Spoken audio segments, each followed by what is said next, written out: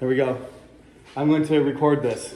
This is the first time I've ever done a live lecture and recorded at the same time. So there's definitely a possibility that I make a mistake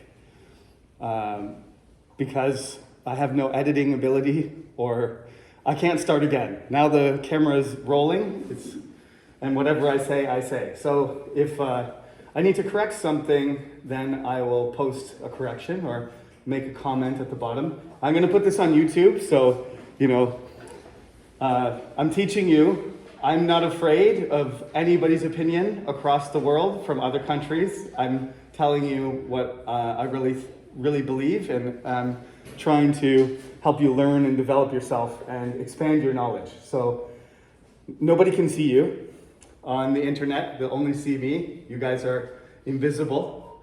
So please turn the sound off on your phones.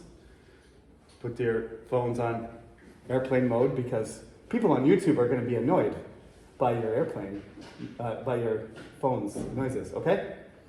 I do think that in-person lectures are better, mostly because I can see you. I can see your eyes. You can see my eyes. And I can tell if you're interested or confused, but put your hand up anytime. If I'm in the middle of something, I might wait until I finish my thought. But if you want to ask a question, please ask a question.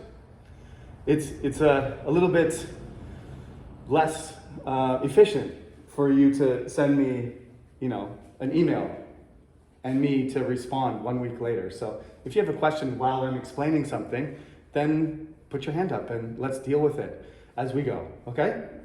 So the midterm is over. Only 4 people didn't write it. Sometimes for whatever reason, some people don't write it. I don't know where those missing 4 people are, but 51 people wrote it and the average was good, better than usual. I think the average was around 22 out of 30. I haven't graded the last part, and actually the last part was the hardest part, right? So that will make a difference. So just because you got 29 out of 30, because 3 people got 29 out of 30 on the multiple choice, which is great. There's nobody who got perfect. Nobody got 30, but if you did perfect on the long answer questions, it's plus 10. And if you didn't answer them or you had really bad answers, it's 0, right? So that last part makes the difference usually between an okay grade and a really good grade. That is usually the difference, okay? But I'm not going to talk about the midterm today because I haven't graded the last part yet. I'll try and do that by next week, but we're in the middle of midterms, so this class will be very light. My plan really is to just do an hour lecture in person, okay? So I'm still going to continue to do the 1 hour a week online on Wednesday, so you don't have to come in on Wednesday. But this is we have this room for 2 hours. So our final exam will be at 11 o'clock and you will have an hour and a half to write your final exam in this room, okay? So this is what we're going to do for the rest of the semester. Every Wednesday, I'll upload a 1 hour lecture, and every Friday, I'll do a 1 hour lecture in person. The reason I'm recording it today is because some students are not living in Daejeon or not, staying in Gumdong, so they actually have to take a train from Daegu or Gwangju or something in order to come to class for today. So they were like, please, professor, I don't want to go to Daejeon for one class. And I was like, well, the university is telling me to do it in person, okay? I like in-person classes. I don't know your feeling, but you guys, some of you have not had university experience. So we need to get rid of these plastic shields things and you shouldn't be looking at me with just my eyes with a mask on like I'm some stranger. That it's not really sociable, right? Part of university is a social experience. So after class, before class and after class, there should be some noise and there should be some interaction between human beings And that doesn't happen when we do the online class. Right, guys? So, we're going to continue talking about British culture, so don't forget everything I taught you, okay? I know Korean students, I know some people are not Korean, right? Where are you from? Iran, awesome. And? Uzbekistan, cool. Anybody else?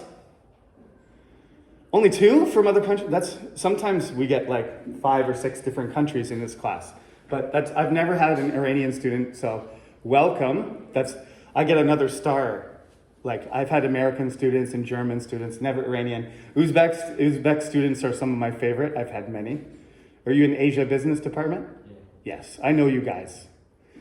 Anyway, this class is supposed to open up your perspective about British and American culture. I personally think this should be 2 classes, not 1. Combining British and American culture is kind of awkward. In a way, American culture does come from British, as you know, because they colonized America, but American culture is its own thing. It deserves its own course. So, but I can't ignore, we're at 1707 now, basically, in the timeline. But I'm gonna definitely jump around in terms of, what time I'm talking about. It's gonna be more idea focused now, rather than, okay, this king, and then this queen, and then this king. You guys are probably tired of kings and queens anyway, right?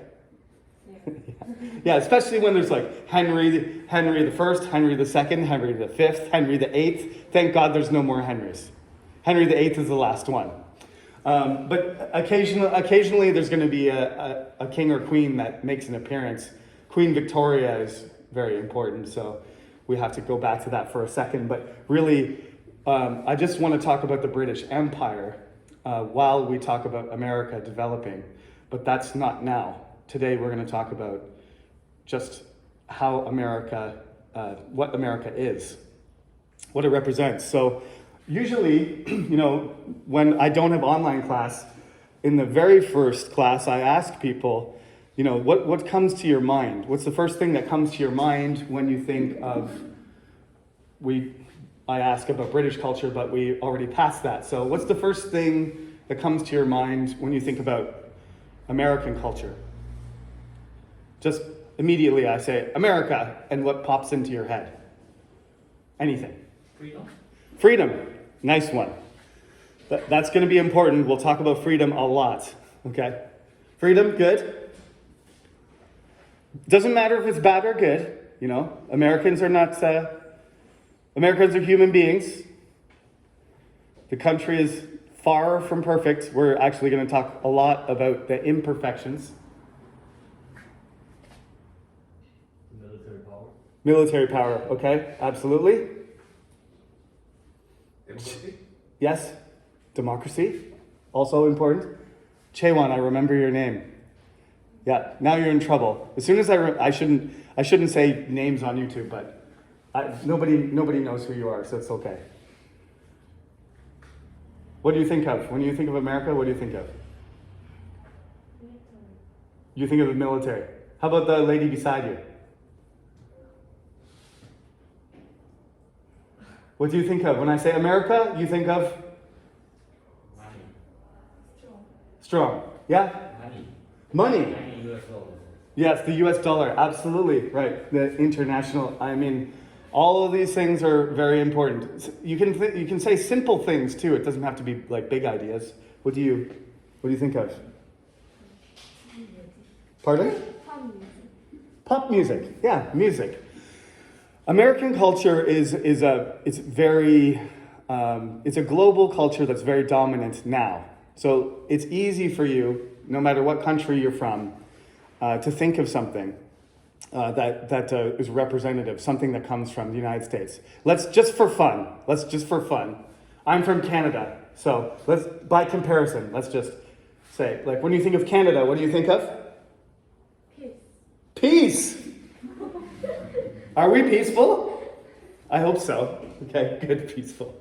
Yeah, we do have a military, but yes, we're not known for fighting. The thing is that Canada was part of the British Empire, and we participated in a lot of wars, actually, but we're kind of known for not encouraging, international aggression, and we have participated in peacekeeping operations. So yes, and it's a boring place, right? So that's also peaceful. Have you been to Canada? No. No. I'm planning to. You're planning to go to Canada, and you expect it to be peaceful? Yeah. Okay, good. That's good. Well, when you actually go to a country, you get, sometimes your ideas get, your concepts turn into reality, and then you see there's a lot of different ideas. Okay, how about you? Canada, yeah. What do you think when I say Canada? What do you say? A lot of foreigners. A lot of foreigners. That's right. That's right. 30% of Canadians are first generation Canadians. So we have a huge number of immigrants. It's the rest of the country is mostly French and Northern European in general. But there's a lot of diversity there. Okay, one more. Maple trees. Hmm? Maple trees. Maple trees. Okay. Yeah. Okay, and then soon people are going to run out of ideas when it comes to Canada. They got maple trees, peaceful, immigration, hockey, that's it. Snow, empty. But when it comes to America, usually we can keep going for a long time, right? That's partially because America, the diversity of the United States is famous. Just like Canada, there's a lot of immigrants, right? In fact, the United States is, despite the fact that they sometimes have a negative attitude towards immigration, it goes up and down in cycles. It's a country of immigrants. It's very diverse, right? And there's a lot of reasons for that, but essentially, after each wave of immigrants is absorbed, they sort of resist the next group, right? So the first wave of immigrants in the United States was from England, right? And shortly following them, Irish and Scottish. And the English discriminated against the Irish and the Scottish. But then the Irish and the Scottish started to get absorbed into the population. So, then they just started to discriminate against the Germans and the Swedes. And then they got absorbed into the American culture. So they started to discriminate against Eastern Europeans like Polish people and Southern Europeans like Italians.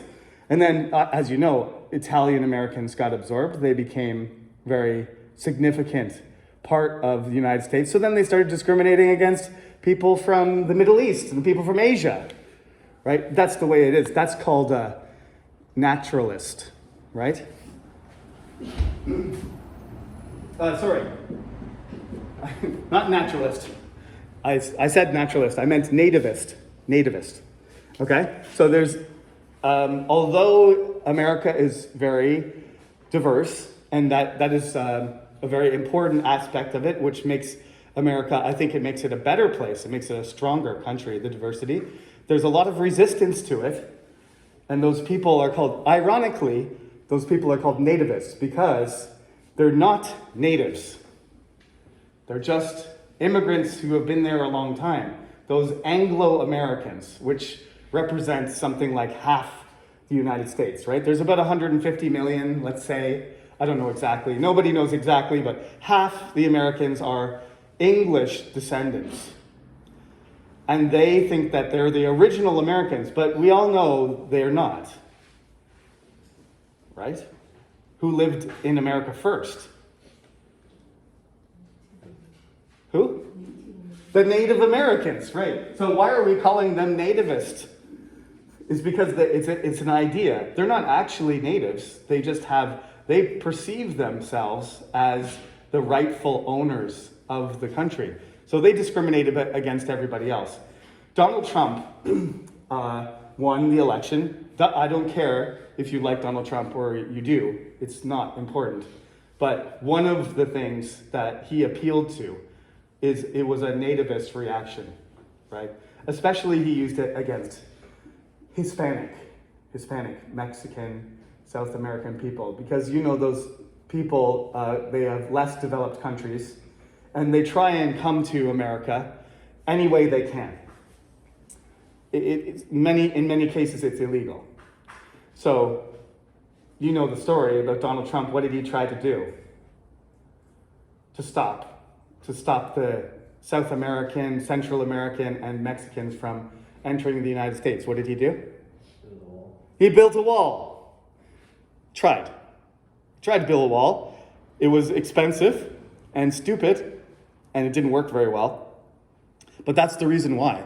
The wall was actually popular with some people. It wasn't generally popular, but certain Americans thought that we should make a border that's not a soft border. We should make a hard border so that people can't enter our country and do bad things. That's what Donald Trump said. They're drug dealers, they're dangerous, they have guns, they're bad people and stuff. That's not true, of course. Most of those people are very poor, and they want to work. They want to, but a country Korea also has the same kind of attitude, right? Foreigners are fine, unless there's too many of them, right? There's about a million of us. I'm a foreigner. And our friend from Uzbekistan and Iran, we are from other countries, right? It's fine. There's 3 of us. And there's 50 Koreans, so it's fine. But if there was 50 foreigners in this class and 3 Koreans, how would you feel? You're supposed to say, okay, it's okay. You would feel different. You'd feel different anyway, right? You would be like, well, I'm a foreigner in my own country.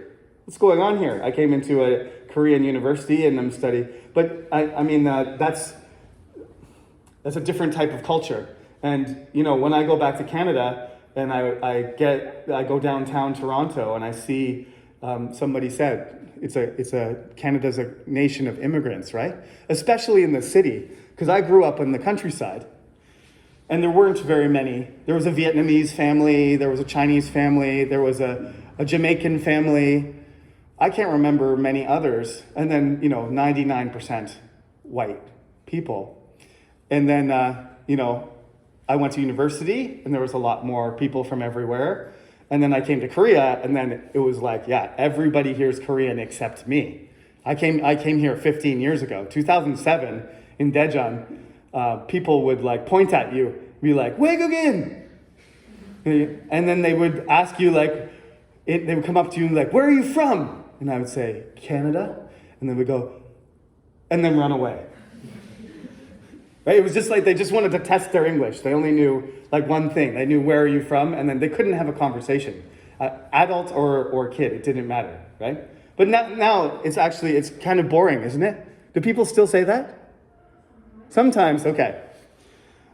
Canadians are not exotic anymore. I think in Daejeon, people don't come up to me and do that anymore. 15 years, they're like, this guy's probably a Migugin or a Canadian, whatever. But maybe when they see you, they might be more curious. So I know the feeling, right? I know the feeling. I got reverse culture shock because I went back to Canada, to visit my family. And I went downtown Toronto, and everybody looked like a foreigner, and everybody looked like they were from a different country. They're all Canadian, though. They're all Canadian, right? They're all from all over the world. There's Brazilians, and there's Africans, and there's people from East Asia and South Asia and Northern Europe and Southern Europe. They're just, who knows if they're Canadian or not? You can't tell. And I was like, oh, this is my country. And then I went back to Korea, and there's 99% Koreans again. It's a very different feel. So when you go to America, that's what you're going to get. You're going to be like, wow, in California, there's a lot of Latinos. There's a lot of Hispanic people. It seems like there's as many as white people. There's a lot of Mexicans, lots of people speaking Spanish, and that's California. It's a part of Californian culture. So we got to talk a lot about that diversity. What is an American? You can't look at an American and say, that guy's an American. It doesn't work. It doesn't work for any country, let's be honest. It doesn't work well for any country, but all of the people in this room, except for our 2 international students, you guys look similar enough, even with your dyed hair. You look like you're Korean. I didn't think there were any other people who weren't Korean. But it doesn't, that's just an average, right? Everybody has dark hair and everybody has similar, features and stuff like that. But in an American or Canadian class, it is a country of immigrants that's very diverse. So you can't stereotype by appearance. You can't stereotype by clothing either, because if I took you guys and put you in an American classroom, you would fit right in. You guys all look like fully Americanized. Your clothing. If I grabbed Chaewon and just dropped her into a classroom in New York City, in a college, everybody would think you're American. Except you got to take off your mask. Americans don't like masks. That's the only way I know you're Korean, because you're wearing a mask. But Americans don't, right? Americans don't. That's part of the freedom. So this identity thing is going to be, it's going to be hard, I think it's easier for a culture like Korea that's continuous, right? That's older, that has less of a history of mixing with other cultures. Of course, you have influences from other cultures. America recently and China traditionally, and you have a long relationship with Japan as well. But the United States doesn't have that, thousands of years of definition of what the country is. So that identity is, we can say, it's a slippery identity. It's changeable and difficult to define. All right? So diversity is part of it. Being nativist, the weird thing is, like I said, you become American and then you turn around, and then within several generations, you're being, negative towards other people coming to your country, right? It doesn't matter if you're Mexican or you're German or wherever. Within several generations, you adopt the identity of America, and then you turn around and you resist other identities yourself. Italians are a perfect example. Only 100 years ago, the American government had a limit to how many Italians were allowed to immigrate, because it was such a popular. The history of Italy is kind of complicated, but a lot of people were unhappy living in Italy in the 19th century. So America was a very popular place 100 years ago. Early World War I and before that, a lot of Italians wanted to move to America, and they're different. They're Catholic. They speak different language. It's not related to English. And too many Italians was making Americans uncomfortable. Does this sound strange to you? You go to New York City now, and everybody in New York City has a little bit of an Italian accent, right? It's New York. It's New York.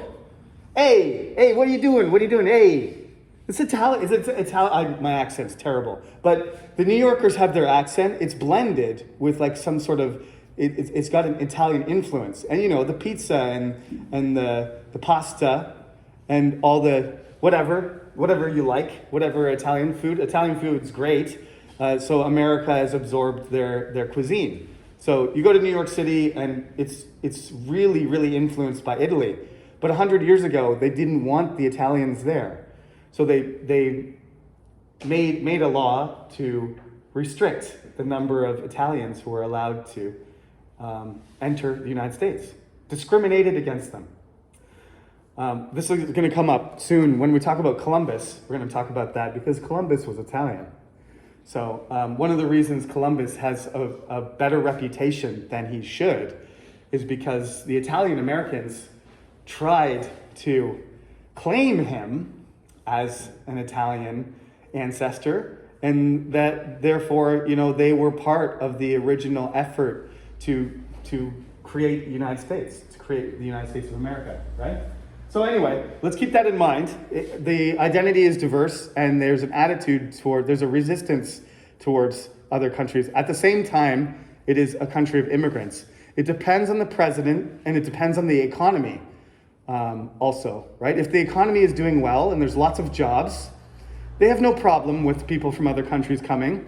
But if America's not doing well, there's a depression or something, then they start looking for people to blame. It's kind of a natural thing. But anyway, it goes through cycles. Where more people immigrate to the United States. As you know, you probably know, it's not that easy to immigrate to America. You used to, hundreds of years ago, just get on a boat and just go there, and then they would just check to see if you had diseases, and if you were healthy, you got off the boat, and then, you found somewhere to work. Or you didn't, and you just became a beggar, a poor person, or you died. But there wasn't like green cards and visas and passports and stuff like that. Okay, so let's talk about American ideals next. I'm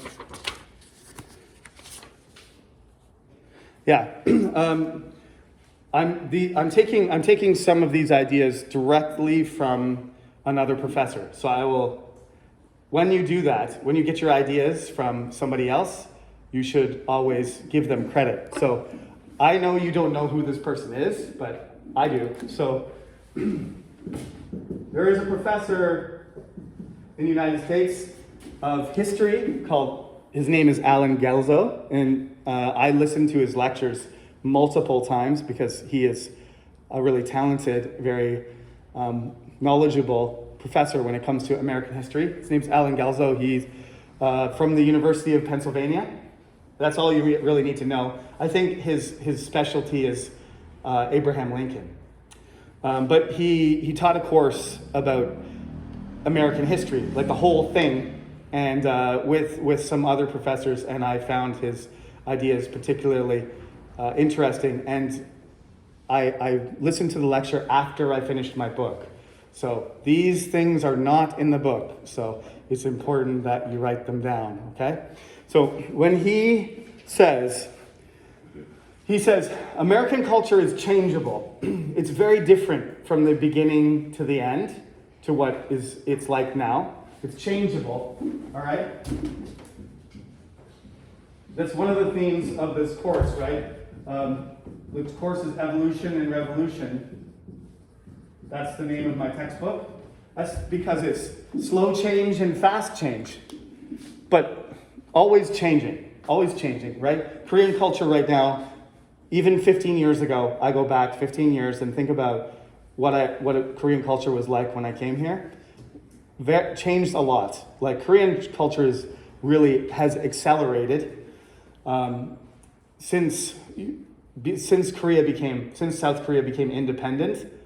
Your culture has dramatically changed, right? You can go back 100 years and look at a picture of Seoul, and it looks like,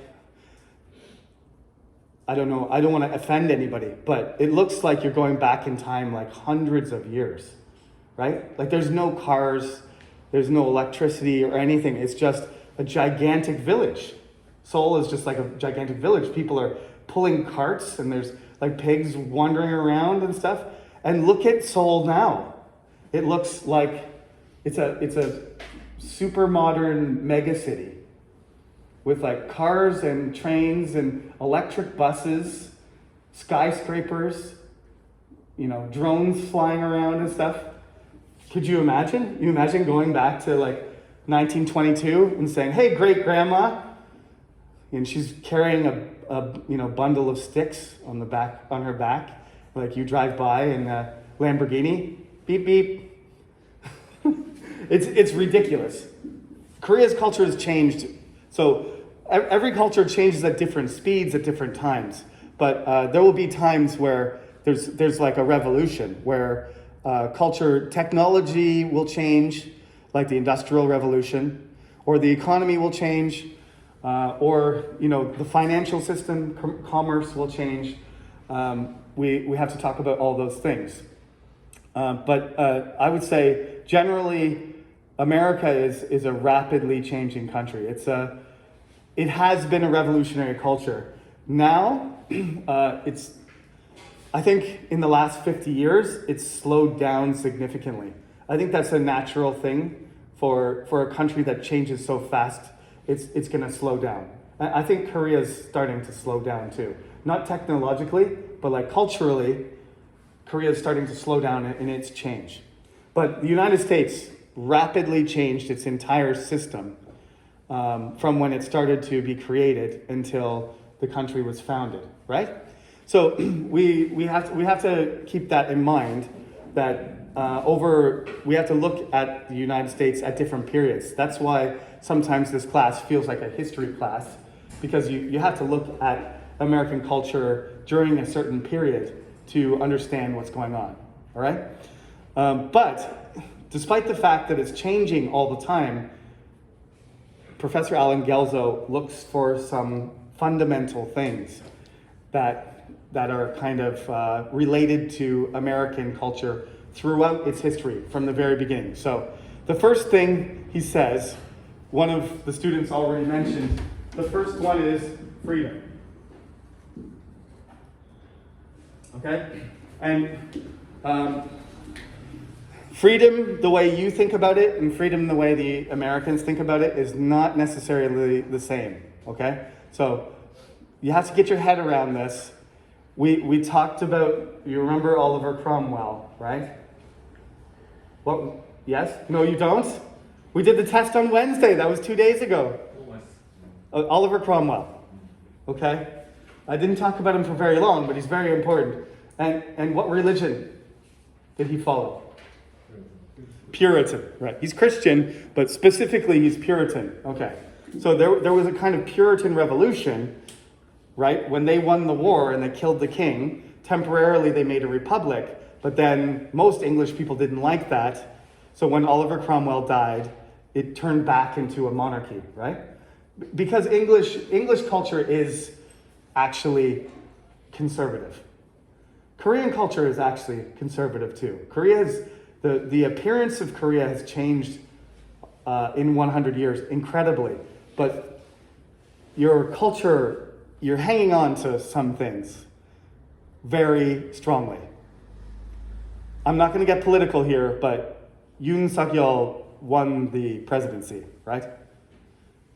He's not progressive. He's a conservative person. I was shocked that he won. It doesn't matter what your opinion. I don't think, though, that he won because young people voted for him. I think he won because mostly there was a reaction to Moon Jae-in, who was a more progressive president. So there was a conservative reaction. That's what England does too. England does the same thing as Korea. If they have a prime minister or a government that's too progressive, they're like, whoa, that's no. Let's get back to like comfortable British culture. And they move back. Most of the governments of the British have been conservative. They still have a queen, for God's sake, right? They haven't changed that much. It slowly changes, but they don't like fast change. So after Oliver Cromwell died, they were like, Charles, the king, can you imagine this? I still can't imagine this. They kill somebody, they kill the king, and then they're like, that was a mistake. Would you son of the dead guy that we killed, would you like to come back and pretend nothing happened and just be, how would you feel if your father was the king? Like if my father was the king, the country had a revolution and a war, they cut off his head, and then I had to run away, and I was poor and ran around France for, 10 years, and then, Canada called me back and said, hey, Jeremy, we made a big mistake. We killed your dad, we turned the country upside down, but will you forgive us? Please come back and be the leader of Canada. That's what happened. It's pretty, no deal. Yeah. I'll come back if you kill every person who was responsible for but that's not what Charles did. He killed some people. Some people got punished, but mostly he forgave a lot of people. But the people that supported Charles, mostly, they were conservatives, obviously, right? Not radicals, not progressive people. So, as I said, the Puritans, They went to the United States, right? The Plymouth colony, the Mayflower, all that stuff. They emigrated. They left England because the Puritan Revolution was over. It failed. So they were not in control of the country, and they still wanted to eat, sleep, work, play. Not play. Pray. Pray, right? No parties, no drinking, no sex, no drugs. Nothing fun. If you think those things are fun, you're not supposed to do that. Don't enjoy anything. No games. No computer games. Yeah, there was no computer games, but no entertainment. No, they didn't like plays. They didn't even like songs or anything. They just wanted to focus on, living ethically, moral Christian life. So they couldn't really fit in English society. So they went to America, where they could make a place where they could be free. Free to be unfree. Okay, got that? They wanted the freedom to be not free. Shaywan, does it make sense? Because they wanted rules. But they weren't allowed to have these strict rules in England. So they went and they made a place, they got a charter, and they went to Plymouth, and they made Boston and Massachusetts, and they established a colony where you'd have to follow the rules. For example, no Christmas. There was no Christmas in Massachusetts. Those people were Puritans. They didn't celebrate saints. They didn't celebrate holidays, and they didn't drink. That's why several students who are Christian sometimes are surprised when I say that Christians drank. It depends on what type of Christian you were. If you're a Puritan, that's a terrible thing. That's a sin. Presbyterians, Scottish people were up and down about that, but the more Protestant you were, the less likely you were to have festivals, holidays, or do any drinking. Because, when you get drunk, you do bad things. So you shouldn't drink, even if it's fun. So you have the freedom to make your own society. So that's part of it, right? That Americans have this idea that freedom is defined by yourself. By each state has its own concept of what freedom means. It's not absolute freedom. It's not liberty, right? It's not liberty. It's not like the French idea of liberty, right? Liberty means like you have a natural right to do whatever you want, right? And it's not. They do believe in freedom of speech, for example, but the Puritans didn't believe in freedom of speech. They believed in the freedom to make their own society strict. So that's part of it too. So there's a lot of different versions of freedom. The next thing, popular government.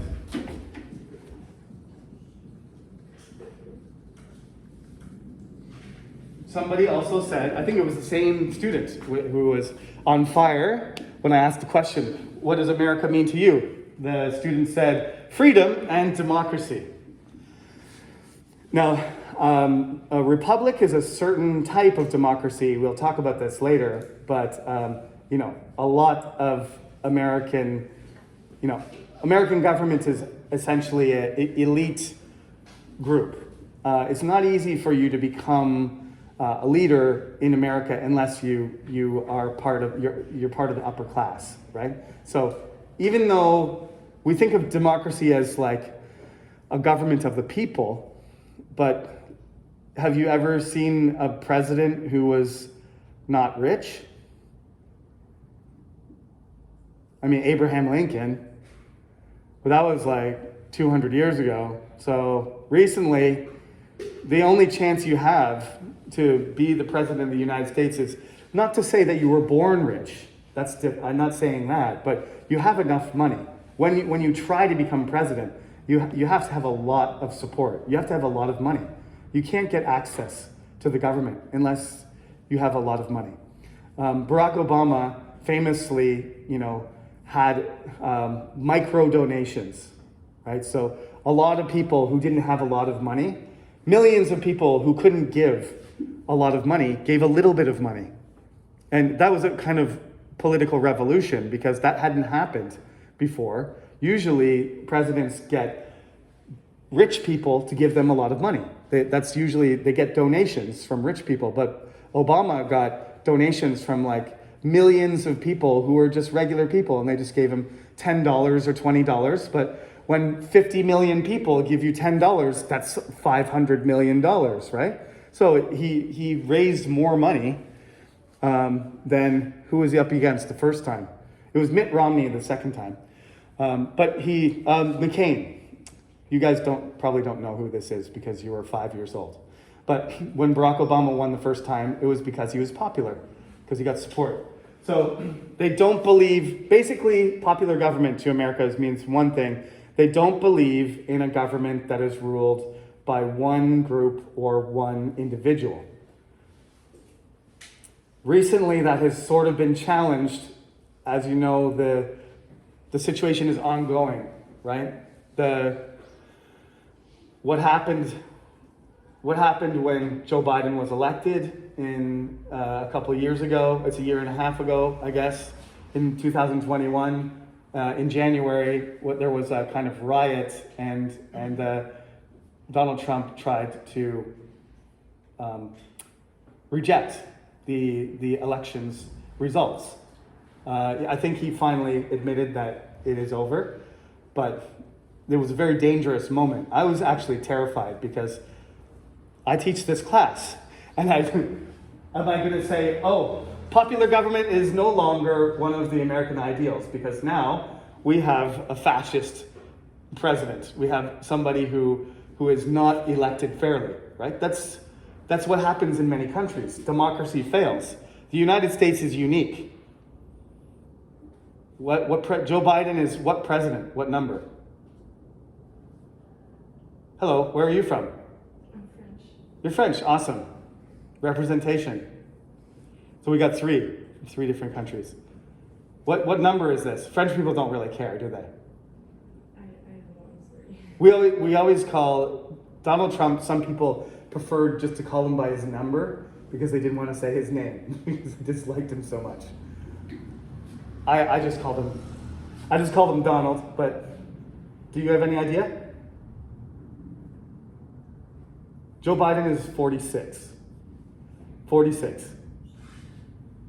Yeah, there's no other example of 46 peaceful transfers of power from one leader to another in history. Yeah, doesn't exist. It almost didn't happen last time. I mean, there's been some close calls, but the military or the population overthrowing a government is a lot different than somebody getting elected. But we've had 45 transfers from George Washington to Joe Biden. Continuous, uninterrupted, peaceful transfer of power. Actually, the transfer from the second to the third president, we'll have to talk about that, was very, very dicey. And that was, in a different way, almost the end of the American experiment right at the beginning. When Thomas Jefferson took over, he was of a different party. George Washington and the second president were the same party, but then a different party won. And then what are you going to do? Just let it go? Just let the other party take over? We all know that's what you're supposed to do, but that was 200 years ago, so there was some nervousness about whether, popular government was going to survive. So far, so good. We'll see what happens in 2024, the next American election. They have a streak of 46. Hopefully it continues, because I think that's a really important part. So popular government means elected. The people choose who the leader is. And the next one is the right of the people to rule themselves.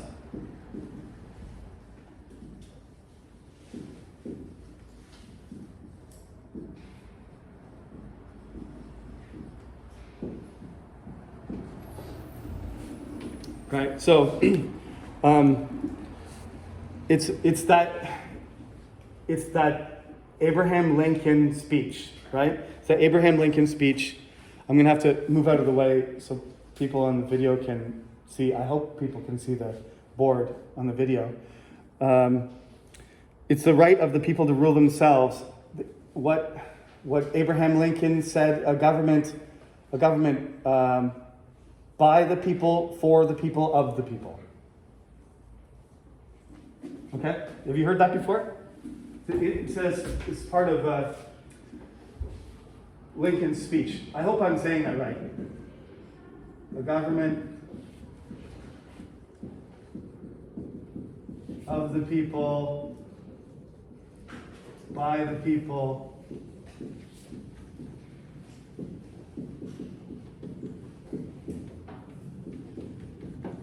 right. In other words, the primary interest of American culture is people. It's not about property or money or power.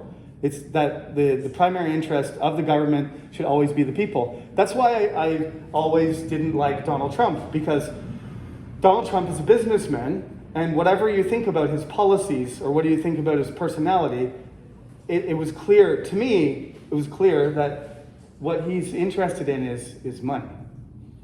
He loves money. That's not the right person to be a president. I think you need special qualities to be a president. If the thing you care about the most is money, then you shouldn't be a president, because you're not doing it for the people of America. He doesn't care. He doesn't care. He didn't care. When coronavirus happened and thousands of people died, he got the vaccine. A lot of Republicans got the vaccine and didn't encourage Americans to get the vaccine. They got it. It's not even about promotion. They were like, don't worry about it. You don't need to wear a mask. You don't need to get a vaccine. And then they turned around, and the first people in America to get it were the politicians that were telling the people, don't worry about the vaccine. You don't need to get it. Does that make sense? Of course not. Those people care about power. They don't care about people's lives. Abraham Lincoln cared about people. That's why he's perhaps the greatest president ever. He's at the top of my list. I mean, he had limitations, but he believed that people shouldn't be enslaved, and he believed that in the respect of the dignity of human beings and in justice. And he tried to keep America together, and he was successful, right? And he died as a result of a crazy person's convictions about him, but he sacrificed his life for the American people, not because he wanted to be in control of the most powerful country in the world and be able to influence the stock market or something like that. That's not what he wanted. He didn't want to be famous. He wanted good government. That's number 3. Abraham Lincoln is maybe the perfect example of that. There are other good presidents, but as I said, this Professor Alan Gelzo, he is a huge fan of Abraham Lincoln because that's his main interest. So that's probably one of the reasons that's in there. Okay, now the last 2 are pretty interesting things. Experimentation and innovation. Right, especially innovation. The way Gelzo explains it is that America itself, the country itself, is an ongoing experiment. Right? Can we have a country that has 50 states, that has the most geographical diversity in the world? You've got Alaska and Hawaii and Florida and Texas and California and Connecticut and Montana. These are all radically different places, right? They have different resources, they have different population densities, they basically have different cultures, and they're one country. The United States is roughly the size of the EU. Am I right? The European Union and the United States geographically and economically are similar in size and composition. And the EU, I mean, it's a totally different situation. I'm not trying to say they're similar, but in a way, the United States looks like it really shouldn't be a country, right? I mean, the EU really isn't a country.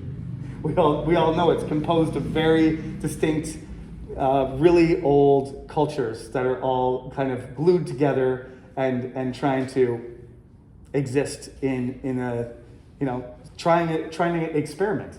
It's a post-World War II experiment to make sure that there's no World War III. I mean, I think that's the main idea, isn't it? That France and Germany would be on the same side, so then there wouldn't be the possibility of World War III. It's one of the essential parts, right? But the same thing happened to the United States. The North and the South were naturally, I mean, you could say they're the France and the Germany of the United States. They're still kind of a line between the North and the South. It's more like the interior of the United States and the coast. So you've got Democrats on the coastline. The West Coast and the East Coast are Democratic, and the interior is Republican. It's clear political and cultural difference in the United States. And they went to war. They had a civil war, which is a big part of what we talk about. So this is an experiment. They're trying to do this, make this country work, and it's of course it's related to technology, right? Trying new things, adventurous attitude, curiosity, entrepreneurship, which is a French word, obviously. Entrepreneur is a person who wants to start their own business. When you ask a young American what they're going to do, they're much more likely to say, I'm going to start my own business. I'm going to make my own brand. I'm going to do this. They have a spirit of entrepreneurship, right? And if I asked all of you, how many of you want to start your own business? How many of you want to be government officers? Nobody's going to put their hand up. It's a secret.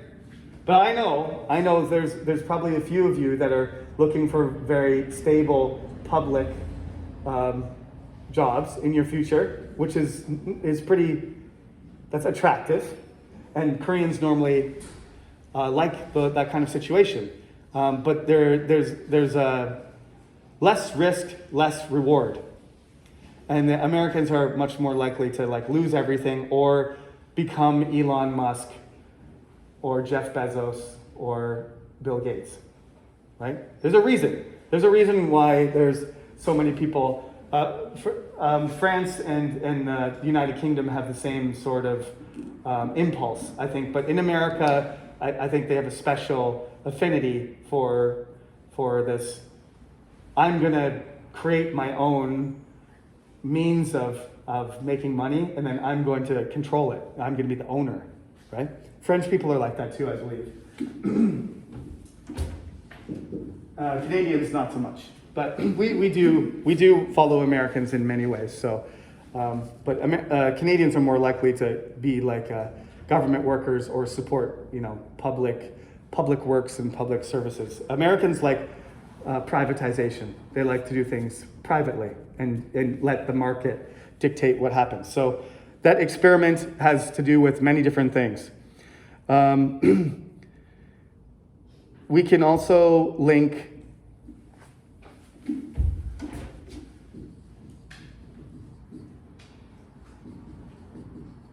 everything that America does to this confidence they have that they are special. And from the outside, sometimes this looks like arrogance, right? That Americans are proud. They think they're better than everyone else. We Canadians think so anyway. Because Canadians are peaceful. And Canadians are humble. Not me, but Canadians are, well, I try. I try not to brag or say I'm really good at something. That's supposed to be a Canadian trait, but that's not really true. But I think American confidence, their belief in themselves, has been reinforced. It's not just confidence because they have ability. It's because history has taught them that they are good, that they are the best. They won World War II. They They overcame the Civil War. They defeated the British. They win. They're used to winning. This part of their culture is not going to go away until somebody beats them. And then you're going to see a change. You're going to see a shift. The United Kingdom, we talked about British culture for the first 7 weeks. They have a kind of nostalgia for the 19th century when they were the most powerful country in the world. And they were the ones that everybody was chasing. But they're not anymore. Right? They have this kind of like depression, this aspect to their country. Lots of countries have gotten over it, but I don't think the British have. I mean, that's one of the reasons that Brexit happened, is because they still think that there's some of them still think they're special, and they want it to be like it was, like they can be an empire ruled from an island, and that they can influence the world. But I think, to be honest, we're going to see the influence of British culture diminish because they had more influence through the EU than they do now. We will see. I can't see the future, but I know Brexit is related strongly to British culture and their idea that they can be independent, and that a long time ago, we talked about this already, the British thought they were invincible too, because they beat the Spanish and then they beat the French, and the Americans, defeated them with the help of the French in the American Revolutionary War. But then they continued to grow anyway. Then they added Canada, expanded, and they took over South Africa and Australia and India. Right? They lost against the Americans, but it didn't slow down their expansion. So this special status, this belief and this confidence is a part of the United States culture as well. It's part of their identity. Pride, in the negative sense, from a negative point of view, they're very proud of themselves. They have some reasons to be proud, I think. One thing I will add about the freedom is actually, let's not forget, because freedom is the most important one. That's number one.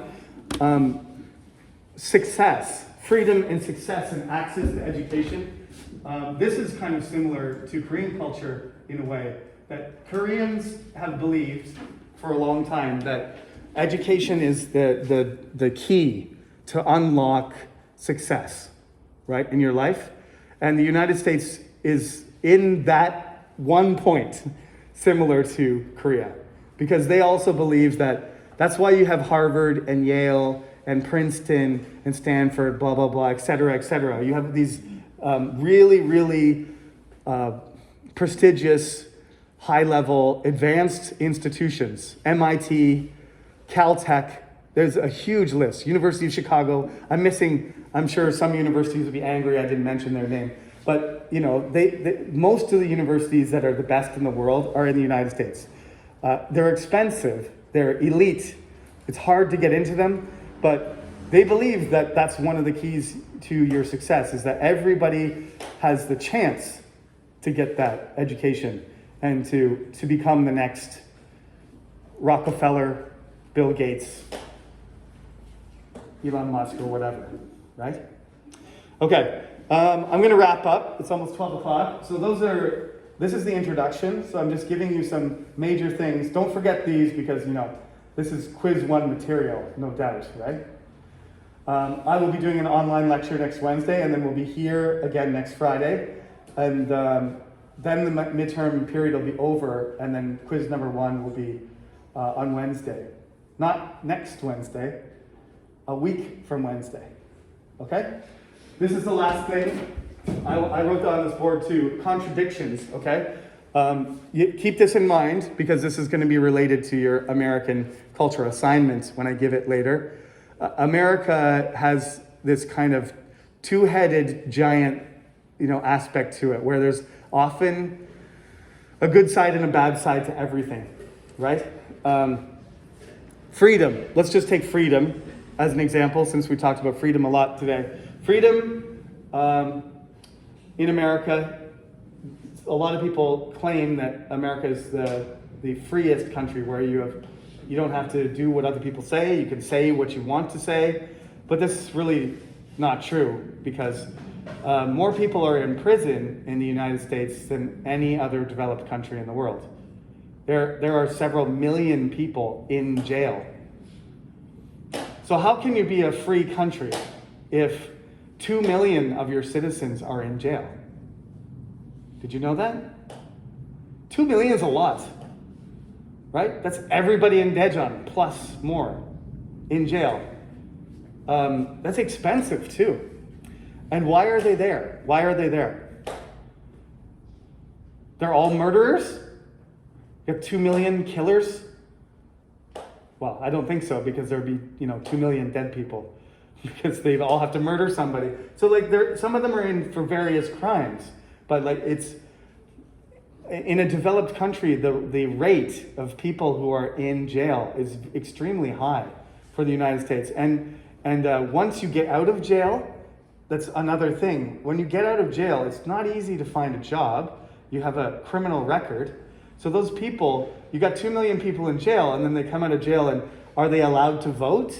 Can they find a job? Sometimes they can't. In Florida, usually you have to go through a process. As soon as you get out of jail, should you be able to vote for the president? Or should you have to apply? Or should you have to wait 5 years after you come out until you can vote? What do you think? I mean, once you get released from jail, my opinion is if they release you from jail, you're free. You're free. Your life shouldn't be destroyed for the rest of your life. That you might as well just stay in jail then. If they're going to ruin your life forever, it's one or the other, So, I mean, that's just one aspect there. A lot of people in America are in jail, and then you've got to think about all the people who have been, how many millions of people have been in jail? It's not just the people who are in there. But what are they like? So you've got a population, you've got a part of America. Those people are not free. They're always worried about the police. They're always looking for jobs. And it's hard not to become a criminal again if you can't find a job and there's no support system for you. You can imagine you might start doing crime again because you need some money for something. So it's kind of a vicious cycle. There's other contradictions like that too. The healthcare system in the United States. Healthcare system is the best in the world for some of them. If you have good insurance, you can go to the best hospitals and see the best doctors in the world. But if you don't have insurance, you can't get treatment. That's kind of a contradiction too, isn't it? Right? Yeah. You agree? Yeah, in Canada there's universal health care. In Korea there's public health insurance. My personal opinion is it's a right. It's an individual right to have access to health care. There's no reason that a developed country wouldn't provide health care for every person.